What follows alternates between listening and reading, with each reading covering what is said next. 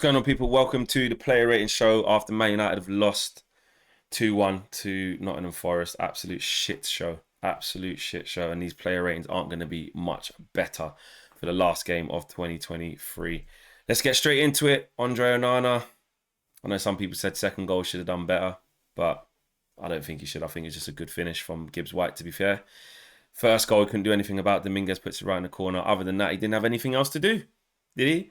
In the first half, when no other player could pass it forward, he hit a couple of long-range passes that actually opened up the pitch for us a little bit. But yeah, I don't think he could have done anything about them goals. I know when the keeper gets done near post, you always sort of, talk about it, but I don't think it was an Onana howler. So I'll just give him a 5. He had to pick the ball out of the net twice. He didn't have a great game. Dallo, wasn't enough going forward. Obviously, he did hit the post. He did hit the post, but again, for some of our defending as a unit, just wasn't aggressive enough. I mean, he's had Anthony playing ahead of him, which, Jesus, that doesn't help. But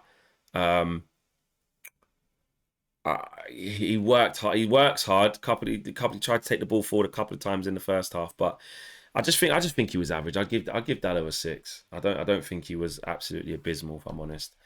Raphael Varane tried to lead us, tried to get us going in the first half when we were really flat and there wasn't much going on. But again, we were allowing open looks at our goal, and it wasn't Varane's fault, but we were allowing open looks. Did he keep Chris Wood quiet? Fairly. He did his job most of the time, trying to get us going. Played a couple balls down the side in the first half, but second half again he was part of a back four that was just had loads of gaps in it. Centre backs as well. Centre mids, gone missing. So that wasn't easy for him. But Varane, I'll probably give him a 6 as well. And the same with Johnny Evans, actually. Now we conceded 2 shit goals. Now, actually, Dallo gets a 5. They all get 5s. Dallo, I'm going to give him a 5. No, Dallo, I'm going to keep it at 6. Nearly scored. Varane, and I think Johnny Evans played a 6, actually. He didn't do much wrong. There was times where he had to get out of trouble. He had to be quite commanding. Didn't put a foot wrong. Actually, he can get a 6. Him and Varane can get a 6. They didn't do anything wrong. Left back. Dallo got that from left back. Wan-Bissaka today didn't have his best game. Got dribbled past a couple of times. They went in down his side. On the ball, he wasn't great. He actually picked out Dallo for a good chance that we made, but for his standards, I'm actually going to give Wan-Bissaka a 5 because for his standards, I think he's better than that. He usually plays better than that.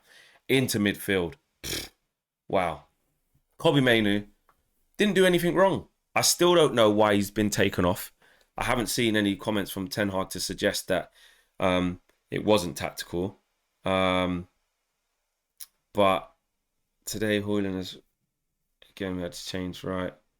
I'm just checking now. No. Right. No, there's nothing to say about Kobbie Mainoo. But because I was thinking, why to take him off was just ridiculous. There was nothing. Yes, we were shit in that first half, but there was nothing in that first half that screamed, get Kobbie Mainoo out now. He's absolutely struggling with the pace of this. He's really finding it difficult. It's a young kid, get him out of there. Especially with what happens when you bring on Scott McTominay, which we were more open. And for the first goal, McTominay was nowhere near Dominguez, doesn't see him till late. So that's a shit decision from Erik Ten Hag. Kobbie Mainoo, I'm going to give a 6. I don't think he did anything wrong in the first half. He was just average, which is a 6. Bruno, overall, awful. Didn't do anything. 2. Captain, leader. Second, the last game, Aston Villa, I had to go back and change my rating. I had to go back and change my rating because I was too harsh and I got it completely wrong. And he had 3 goal involvements and I got it completely wrong. This one, I'm almost sure of it. He stunk out the place. He was absolutely awful. For last parts, I forgot he was even playing. And he's lucky to get a 2, in my opinion. Who else was in midfield? Eriksen, poor. Again, probably a 2 as well. Shocking. Didn't see him. Didn't do anything. Couldn't get involved in any tackles. Couldn't win the ball back, which ain't his game anyway. On the ball, he wasn't great. Hitting crosses in that Matt Turner was just able to come and collect. He had a shot near the end, went wide. He had a shot that actually led to us conceding. I'll give him that. But again, not good enough. Nowhere near good enough on the ball. So yeah, really poor from him. That's where the game was probably won and lost. Up front 3, Anthony. Wow, shocking. 0. 0-0, big fat 0. He was absolutely awful. And you know what? You don't want to just pile in on only one player. You don't, because like I said, Bruno was absolutely shocking. I've given him a 2. He only gets a 2 because he played longer, but he could have been. He's a 1 or a 2. It's not much higher than Anthony, by the way. Same with Eriksen. I ain't trying to just dig Anthony out, but what we're seeing with this guy in terms of an £80 million purchase is just awful, and he's going down game by game as one of the worst buys we've ever had, and that's bad. I would love him to turn it round. I hope he can turn it round, but the more you see of him, Ahmad's come on the 55-minute mark and done more than Anthony done all game. Already, you're saying Ahmad's got to play already. But that's just what it is. These young kids, it's not like they're going to come change anything. But Pellistri and Ahmad can't do any worse than what Anthony's doing, because it is literally pony. Big fat 0. Marcus Rashford up front didn't work. Let's be honest. Don't get me wrong. Took his goal really well. Didn't have anything other than that to feed off all game. So when that chance did come to him from Garnacho, which was a good set, which led from the Matt Turner's mistake, at least he finished it. And you know what? I respect him for that. I give him his props for that. It's a good finish, because we weren't going to score today unless something was put on a plate. And it was a good first time finish into the corner. So I give him that. But other than that, he had like some of the fewest touches. He wasn't involved enough. The tactics weren't set up, and the way we was playing wasn't set up for him to be heavily impacted or have a presence on the game. It just was not a game for a Marcus Rashford type up front. Now, I'm not suggesting that if Rasmus Højlund would have played, we would have been all right, because he's been goal shy for ages and he's only just got his first goal against Aston Villa. But the balance of the team would have been better. There would have been more of a focal point, somebody who wants the ball with their back to goal, and somebody who is a natural natural number 9 who wants to stay within the width of the box. And like I said, he comes with his different problems where we're not playing to Højlund's strengths. Doesn't matter who plays up front for us right now; they've been shit. But Rashford, it just didn't work. But he did score. I'll give him a 6 because he did score. But really, he was on par for like a 4. To be honest, he really, really was. Garnacho, same thing. Poor for large parts, really bad for large parts. But he did get an assist and kept going. I do like that about Garnacho. No matter how shit he keeps playing in a period of the game, he wants the ball and keeps trying. But he was forcing it. He was getting weights off the ball by stronger players. At times, I said it during the stream, I said he's playing like a kid. He looks like a kid. And we do need to remember that. There's going to be games where he plays really well. Look how, he's unplayable against Aston Villa. He was the catalyst of how we come back and won the game. So, and today, the only thing that came from us doing okay, when we got a chance, he made the right pass. After playing poorly for most of the game, he made the right pass to Rashford and he scored. So I give him his props for that. But overall, again, he was on course for like a 4. But I'll give him a 6 because he was part of the only thing that we did good today, which was that one moment and we scored. The subs, Ahmad, I think he came on and done all right, actually. Done all right. I'll give him a 6. He did okay. Scott McTominay came on, dreadful. Didn't do anything, didn't offer anything, didn't get hold of the ball, didn't make us more solid in midfield. If you come on for Kobbie Mainoo, right, your job is to come on and play better than he did. And Scott McTominay didn't do that. 1. Absolutely dreadful. Scott today didn't offer anything, which happens a lot when he plays in midfield. So that was poor. Who else came on? Reguilon came on. That's an NA. And I think that's it. Yeah. Erik Ten Hag. It's got to get a big fat 0, mate. It's got to get a big fat 0. The way he set us up, or the lack of response and intensity from the players from the start. I know we say you can't blame the manager for everything, but there was just absolutely nothing. The substitution that he made for Kobbie Mainoo for McTominay, awful. So you get a downgrade for that. And the lack of reaction in the second half as well, once you've been able to talk to the team. It wasn't like Villa.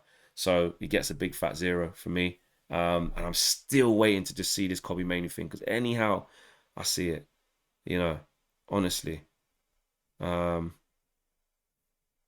I can't see it. Christian Eriksen says Luton Town have now scored more than Man United in the Premier League this season. Jeez. That's bad, that. Luton Town have scored more than us. Luton. Jesus. Eriksen, we tried our best, but sometimes the luck and the better decisions in the final third, the better defending and the small details don't happen. We had our chances. They had a lot less, but scored them. At the moment, we don't. I don't even see it like that. I don't even see like we had much more opportunities than them. I don't see it like that, to be fair.